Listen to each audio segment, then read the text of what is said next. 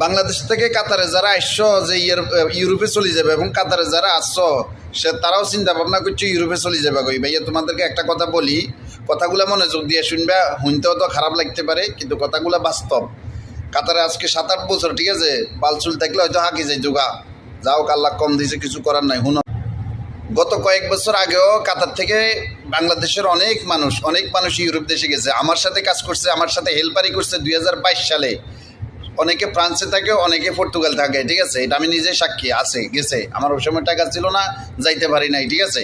কিন্তু বর্তমানে কাতার থেকে যদি কোনো ভিসার জন্য তুমি অ্যাপ্লাই করো, ইউরোপ দেশের জন্য অ্যাপ্লাই করো, খাইবা হোগা মারা বালা করি, একদম টল করি। ও অবজি নাই কাজকর্ম, বাপের লোন টোন নিয়ে, কিস্তি মিস্তি নিয়ে তুমি যদি ট্রাই করতে পারো, ঠিক আছে নি, হোগা মারা খালি এটার হে দোষ কিন্তু আমাগো না। শুনো, বর্তমানে যদি তুমি কোথাও কোনো দেশে, ইউরোপ দেশে লাইন দাও, তাহলে তোমাকে প্রথমত 1500 থেকে 2500 টাকা তারপর এজেন্সিতে জমা দিতে হবে। এজেন্সিতে জমা দেওয়ার পর তারপরে বাংলাদেশিদেরকে কোনো গুরুত্ব দেয় না এজেন্সিওয়ালারা।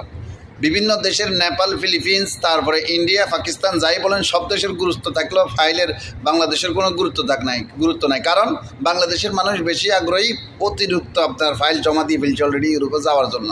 আমার কথা কি কেউ কি শুনেননি? তারপরে আমি বলতেছি আমার এক্সপিরিয়েন্স অনুযায়ী যে এগুলোর জন্য মানুষের ধরা খাইছে, যে কান্নাকাটি করে অনেকের মেসেজ আছে আমার কাছে, বুঝছস নি ভাইয়া? তো ভাই দেখ, তো যাওয়ার আগে যে চিন্তাটা করবি, তুই আমার যে ইউরোপের লাই জমা দিবি, তুই এগুলো মারি খাবি, পরবর্তীতে আরও অনেক সমস্যা, ঠিক আছে। ধরসা বাংলাদেশের মানুষ এখন কাতারে আসার পরে 1000 জনে 1000-এর উপরে ধর ফাইল জমা দিচ্ছে একটা এজেন্সিতে, এজেন্সিতে। ওইখান থেকে হাইস্ট 20 থেকে 25 জন লোককে হয়তো সিলেক্ট করবো তারা, ঠিক আছে। সাথে আরও ওয়ার্ক এক্সপিরিয়েন্স, ডিপ্লোমা সার্টিফিকেট, সব কিছু।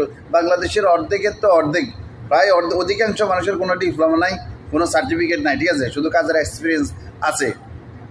তারপরে 2 নম্বর কথা, কাতার থেকে যারা বাংলাদেশের মানুষ ইউরোপে গেছে, তাদের থেকে তুমি যদি কোনো কিছু একটু পরামর্শ নিতে চাও, তোমাকে তারা বলবে টুটা করে কিছু একটা বলবে, বাকিটা পরে বলতেছি, কথা বুঝতে পারছো না, বিস্তারিত তোমাকে কিছু বলতো না, এতে কীভাবে গেছে এমন কথা মনে রাখিও। আর 3 নম্বর কথা হয়েছে কি, যে বাংলাদেশের মানুষ কাতার থেকে বা যে কোনো আরব দেশ থেকে যদি ইউরোপে যাইতে চায়, সেখানে ম্যাক্সিমাম টাকা লাগে 20 থেকে 25,000 রিয়ালের উপরে, ঠিক আছে। 20 থেকে 25,000 রিয়ালের উপরে টাকা লাগে।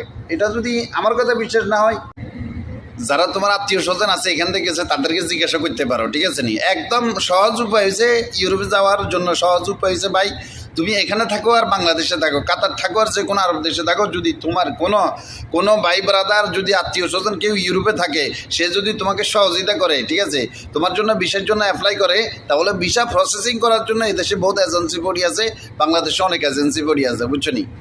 এই জন্য অতিরিক্ত আগ্রহ করার কারণে বিভিন্ন ইউরোপ দেশে বাংলাদেশের মানুষদেরকে নেয় না, ঠিক আছে। কিন্তু কাজের আগ্রহ ইত্যাদি সব কিছু আছে। বাংলাদেশের মানুষের যে কোনো ইউরোপ দেশে যাওয়ার লাগি পাগল ফাই, ঠিক আছে। তবে বর্তমানে সার্বিয়া থেকে শুরু করে বিভিন্ন যেগুলোতে মানুষে যায় না, ওই রাষ্ট্রগুলোতে বাংলাদেশের জন্য ভিসা খোলা আর কি, বুঝছো নি। হ্যাঁ, তো বিষয় খোলা আছে, কিন্তু ওইখানেও যাইতে অনেক টিয়া লাগে, আর্মেনিয়া ইত্যাদি হাবি যাবি।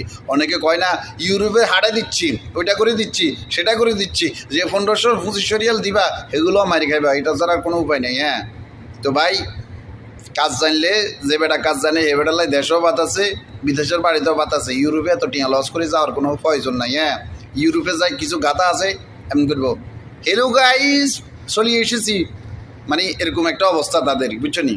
মানে তোমাকে দেখাইবো, ইউরোপ দেখাইবো কীভাবে আসছে, কী করছি, কী করে আসছে, সেগুলো তোমার কোনোদিন বলতো না। তো ভাই ইউরোপের চিন্তাভাবনা বাদ দিয়া, মাথার থেকে এটা জারি ফুজি দিয়া, ঠিক আছে, নিজের সুন্দর করে যে দেশে আসো, এ দেশে যে কাজ নিয়ে আসো ওই কাজটা করো, এতে নিজের ফ্যামিলি এবং আত্মীয় স্বজন উভয় সব কিছু ভালো থাকবো, নিজেও ভালো থাকবে। কথা বুঝছো নি। কথা তো আরও অনেক কিছু আছে, কিন্তু কথাগুলো কইন না, কইতাম গেলে অনেক আরও বেশি বড় হয়ে যাবে। ওই তো তোমার সবাই মিলি ভিডিওটা শেয়ার করে দিবা, সবাইকে একটু সতর্ক করবা।